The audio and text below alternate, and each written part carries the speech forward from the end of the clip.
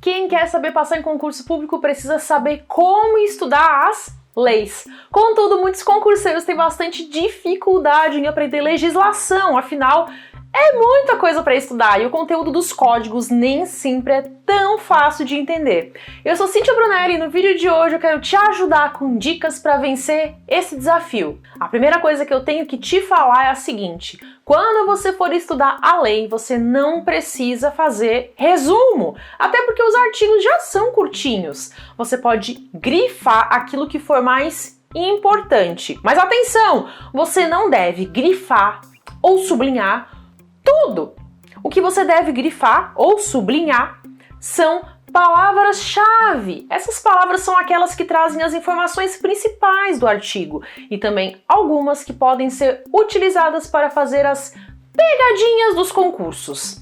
Eu falo bastante sobre isso no meu e-book, Guia Você Aprovado, te convido a conhecer. Vou dar exemplos de palavras que você deve grifar. Sempre, nunca, salvo, somente, obrigatório, facultativo, desde que e ainda que. Você também deve cuidar com as palavras poderá e deverá. Se a lei diz que alguém poderá fazer alguma coisa, significa que é uma possibilidade. Mas se a lei diz que alguém deverá fazer algo, é uma obrigação.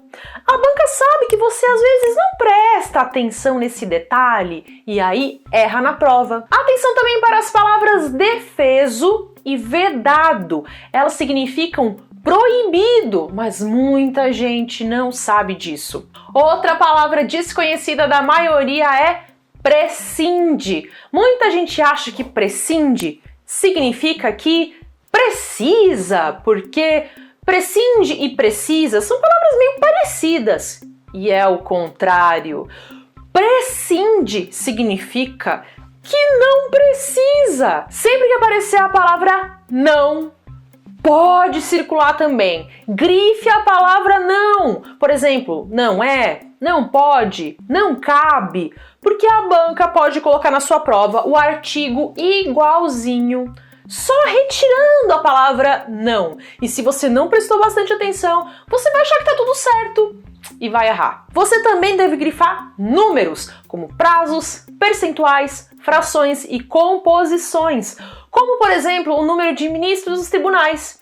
Sempre que aparecer um número dentro de um artigo, saiba que há uma chance maior de que ele apareça em uma questão. A banca pode perguntar qual é o prazo, o percentual, ou a fração, ou a composição, enfim, qual era o número que estava dentro daquele artigo. As bancas têm uma tendência a cobrar aquilo que envolve números. Se você for fazer questões sobre o Estatuto das Pessoas com Deficiência, por exemplo, você vai perceber uma grande incidência de questões envolvendo os percentuais da lei. Sobre isso, aqui vai uma dica valiosa.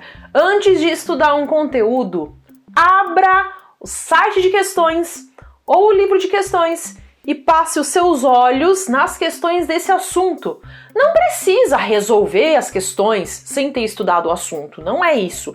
Basta passar os olhos para ver como elas são elaboradas, porque ao ler as questões você começa a perceber o que é mais importante sobre o tema e como a banca coloca na prova. Se você for dar uma olhada nas questões do Estatuto das Pessoas com Deficiência, que eu acabei de mencionar, vai ver que a esmagadora maioria delas são repetidas. Elas cobram os percentuais da lei. Aí você já estuda com maior ênfase aquilo que interessa. Ao estudar o assunto, você já vai estar alerta sempre que encontrar o conteúdo de algo que você viu em uma questão. Aí você estuda o conteúdo e mais tarde pode voltar lá nas questões e resolver. Faça o teste e depois me diga o que você acha. Sempre que a lei trouxer conceitos, você também precisa ficar atento. Pode ser que a banca pegue o conceito de uma coisa e troque para outra. Por exemplo, a Lei 8112, que é a lei que traz o Estatuto do Servidor Público Federal, traz o conceito do que é readaptação, reversão, reintegração e recondução. São 4 palavras parecidas. Aí as bancas adoram misturar os conceitos. Elas pegam o conceito de readaptação e dizem que é uma reversão. Cuidado com os conceitos E cuidado também com os artigos que tragam informações que sejam fáceis de confundir, como é o caso desses nomes da Lei 8112 que eu acabei de falar. Em geral, eu penso que você não precisa fazer resumos dos artigos, senão o seu estudo vai demorar demais. Você pode grifar as palavras-chave e depois você vai fazer a revisão passando o olho nessas palavras-chave que você destacou. Por isso, você não pode sair grifando tudo. Mas se o artigo for muito confuso, aí vale a pena fazer um esqueminha, um mapa mental pequenininho para conseguir entender esse artigo. Existem artigos que são realmente complicados de entender apenas fazendo a leitura, porque são extensos e cheios de detalhes. Fazendo um esquema, um mapa mental, vai ficar mais claro o que aquele artigo quer dizer e vai ajudar também a memória visual. Eu também indico que você faça pequenos esquemas sempre que o artigo trouxer números. Por exemplo, STF, flechinha, 11. Aí você olha e você já sabe que no STF são 11 ministros. Outra dica, quando os artigos forem meio parecidos, você pode elaborar uma tabela com cores diferentes para cada coluna. Por exemplo, você sabe quem é julgado criminalmente no STF e quem é julgado por seus crimes pelo STJ? Todo mundo faz confusão sobre isso. Ao elaborar uma tabela, fica mais fácil visualizar e memorizar.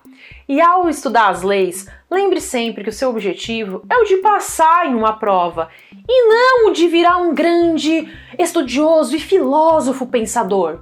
Eu vou dizer algo aqui e eu sei que eu corro risco de ser criticada, mas eu vou ser sincera porque eu quero o seu bem. Aqui, ao estudar para concurso, o foco de ler as leis é o de conseguir acertar questões. É isso!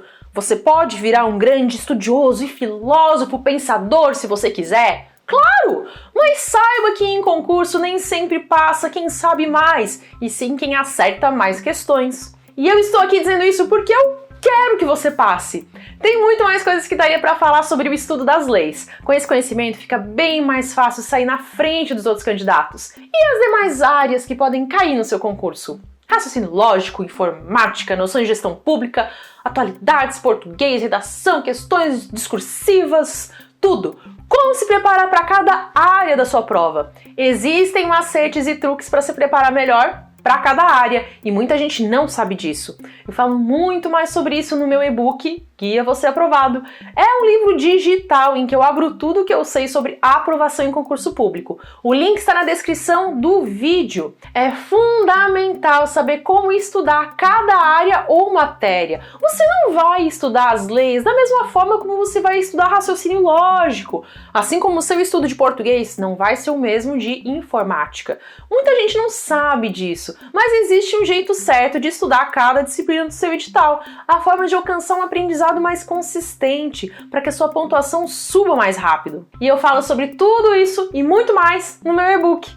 Quero aproveitar esse momento para agradecer a todos que já leram os meus livros e que deixaram feedbacks nos comentários dos meus vídeos. Eu me sinto profundamente feliz por saber que ainda existem pessoas como você, que acreditam no poder de transformação da vida através do aprendizado. Acredite, quem semeia estudo, colhe aprovação. Conte comigo para isso. Desejo a você bons estudos para realizar todos os seus sonhos. Até!